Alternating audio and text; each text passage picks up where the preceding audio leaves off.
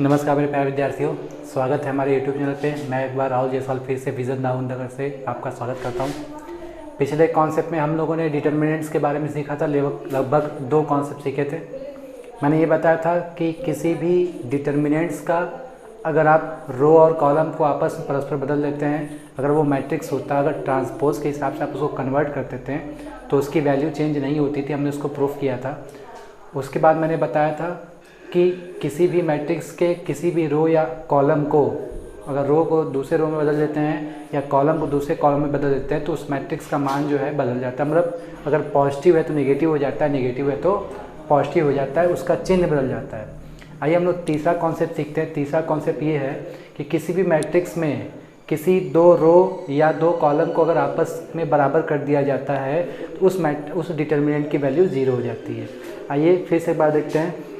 आप इस डिटर्मिनेंट देख रहे हो, इस सारणिक में देख रहे हो कि ये जो R1 है ये रो नंबर 1, ये रो नंबर 2 और रो नंबर 3। तो आप देख रहे हो कि R1 इक्वल टू क्या हो जाता है, R2 हो जाता है। अगर किसी भी डिटर्मिनेंट्स में 2 रो आपस में बराबर हो या 2 कॉलम आपस में बराबर हो तो यहाँ से हम यह बात निकालेंगे कि उस डिटर्मिनेंट्स की जो वैल्यू है वह आपका 0 हो जाएगा। यह आपको याद होना चाहिए। हम इससे रिलेटेड जब क्वेश्चन देखेंगे, न्यूमेरिकल सॉल्व करेंगे तो इन सभी 5-6 सिद्धांतों का इस्तेमाल होगा। तो ये पहला नियम आप याद कर लीजिएगा कि अगर कोई भी 2 रो आपस में बराबर हो जाए या 2 कॉलम आपस में बराबर हो जाए तो उसका रिजल्ट हमारा क्या हो जाएगा, 0 हो जाएगा। इसी तरीके से आइए हम लोग क्या करते हैं, अगले कॉन्सेप्ट की ओर चर्चा करते हैं। आइए मेरे प्यारे विद्यार्थियों, हम लोग डिटर्मिनेंट्स का कॉन्सेप्ट नंबर 4 देखते हैं। कॉन्सेप्ट नंबर 4 का थ्योरी हम आपको बताते हैं कि किसी भी मैट्रिक्स में अगर मैं एग्जांपल के तौर पे दे दूं, ध्यान रखिएगा कि ये 12 है, 16 है, 18 है, 5 है, 4 है, 3 है, 7 है और 2 है। तो किसी भी मैट्रिक्स के किसी भी रो या किसी कॉलम में अगर कोई नंबर कॉमन दिखाई देता है तो आप उसको बाहर ले सकते हो। अगर मैं 12, 16, 18 न करके 12, 16, 20 करता तो आप देखना कि आपका C1 कॉलम नंबर आपका ये आपका जो है R1 रो नंबर 1 जो है आपका, ये आप देख रहे हो ये 12, ये 16 और ये 20 आपका है। ये आप ध्यान रखिएगा कि इस आपके 12, इस 16 और ये 20 में आप देख रहे हो कि कॉमन क्या है। आप देखोगे कि 12, 16, 20 को हम इसको बनाने की कोशिश करें, ये जो पहला आप रो देख रहे हो ये 4, 3 है।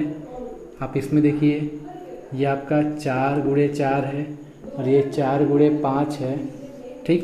ये 5 है, 6 है, 3 है, 7 है और आपका 2 है।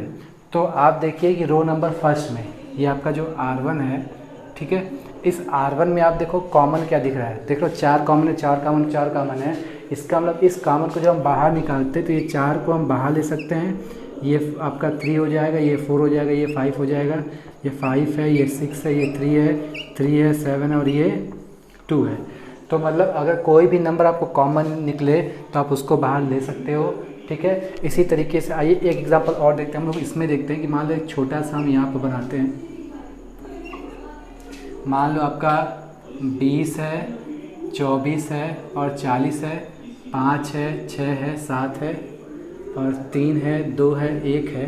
तो आप C1 में देखिए, कॉलम नंबर 1 में देखिएगा ध्यान से कि आप इसमें देखो कि इस तीनों में कॉमन क्या है। आप देखो यहाँ से भी कॉमन मिल रहा है। इसमें अगर हम 4 कॉमन ले लेते हैं, आप देखो कि 4 कॉमन अगर हम ले लिए तो यहाँ 5 हो जाएगा, यहाँ 6 हो जाएगा और यहाँ पर 10 हो जाएगा और यहाँ पर 5 है, 6 है और 7 है और ये 3 है, ये 2 है और ये 1 है। तो आप इसको ऐसे भी लिख सकते हो।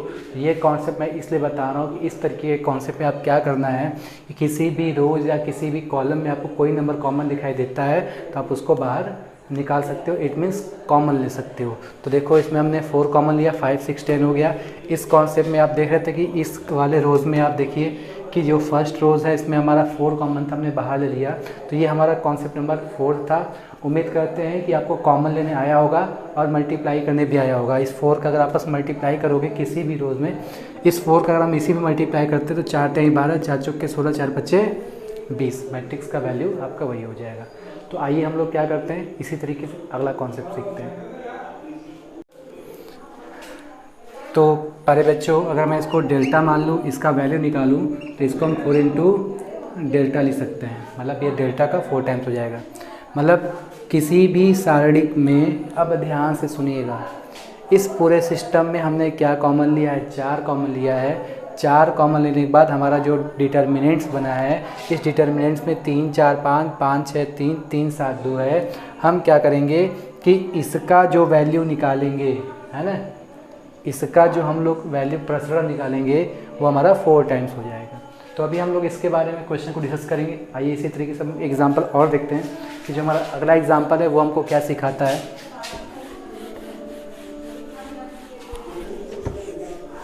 अगला एग्जाम्पल ये है, मान लीजिए A1 है, A2 है, A3 है, B1 है, B2 है, B3 है, C1 है, C2 है और C3 है। यहाँ पर M कॉमन ले लिया हमने, इसमें N कॉमन ले लिया, इसमें P कॉमन ले लिया और ये डेल्टा है।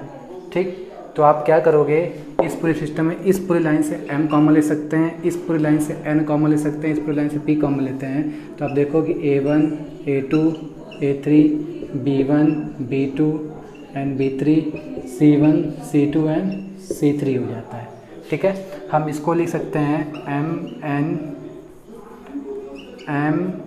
N P और डेल्टा लिख सकते हैं। मतलब हम M N P को कॉमन ले लें, इसकी वैल्यू निकालते हैं, इसका प्रसरण करते हैं, तो हमको मिल जाएगा M N P into delta मिल जाएगा।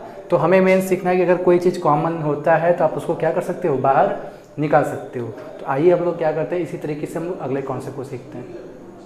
आइए मेरे प्यारे बच्चों, हम लोग डिटर्मिनेंट्स का आखिरी कॉन्सेप्ट सीखते हैं। काफ़ी आसान कॉन्सेप्ट है, ध्यान रखिएगा कि मान लो कोई डिटर्मिनेंट्स कुछ इस तरीके से है। ये मान लो L है प्लस M है प्लस P है।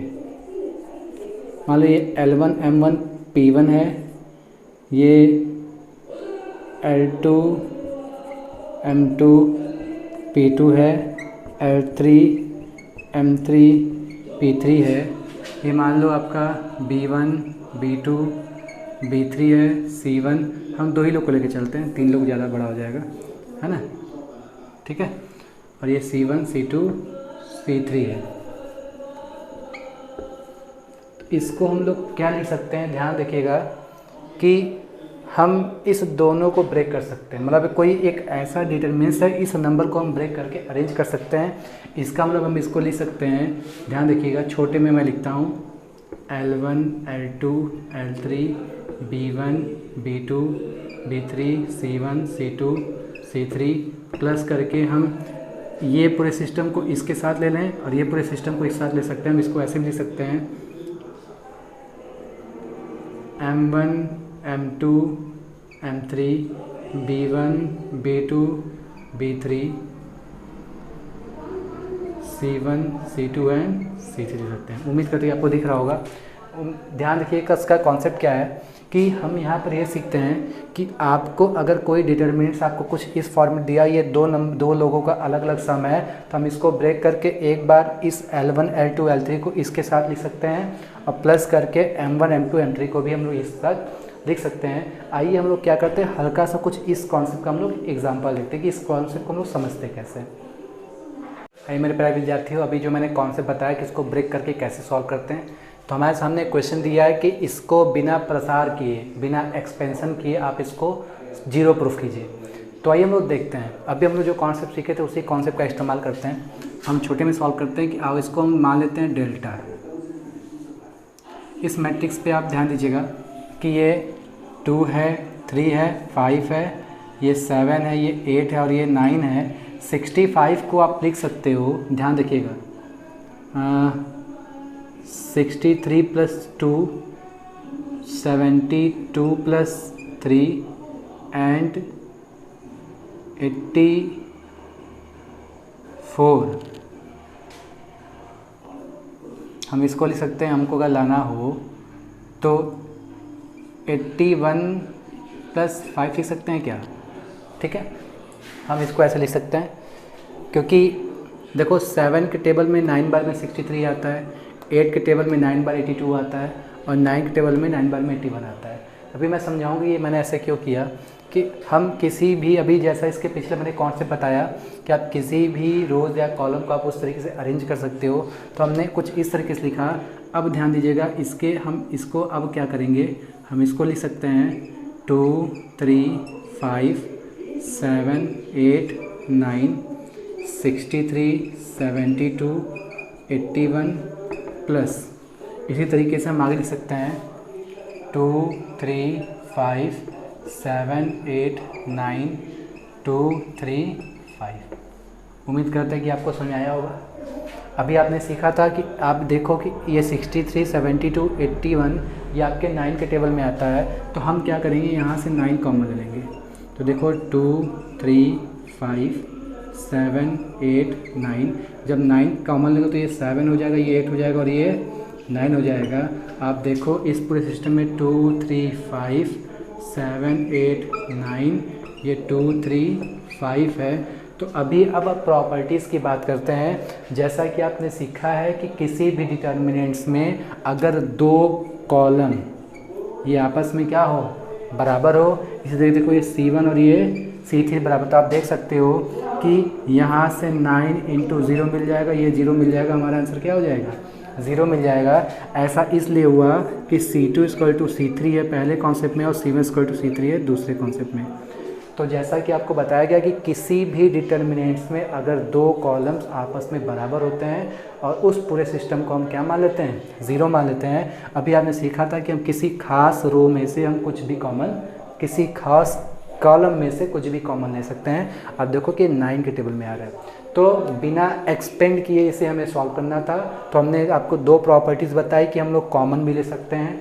उसके बाद मैंने बताया कि जब दो लोग आपस में बराबर होते हैं तो उसको हम लोग 0 मान लेते हैं। दूसरी प्रॉपर्टी भी आपने सीख लिया।